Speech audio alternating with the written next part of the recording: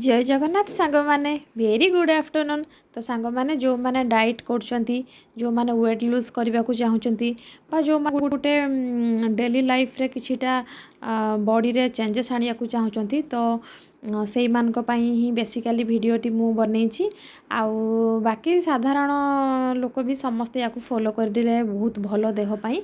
सो देखंतु सांग माने मु कोन कोन नैछि मु नैछि दुई पहर मील रे ये बीटरूट्स नहीं गाजर टिके नहीं आउ दुईटा आलमंड नहीं जेहेतु मु आलमंडटा सकाळे खाई नथिली स्किप कर देइथिली सेति मु नहीं आपन जदि सकाळ ब्रेकफास्ट रे खाइथिबे तो स्किप करिवे।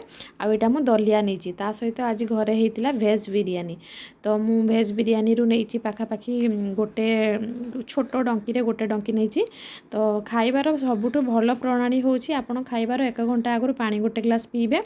पानी गोटे ग्लास पी सारला परे गोटे घंटा गैप देबे गोटे घंटा कि 45 मिनट तापर फास्ट आम आपण सालाड को खाइबे तापर दलिया खाइबे तापर जदि पेट आउ जति फांका रहिबो बास खाली टिके मन बुझिया पे हल्का थरे दी थर आम बिरियानी टाको खाइबा। तो या द्वारा बॉडी भी बहुत बढ़िया रहिबो देह भी भल रहिबो पूरा फिटनेस। Thank you.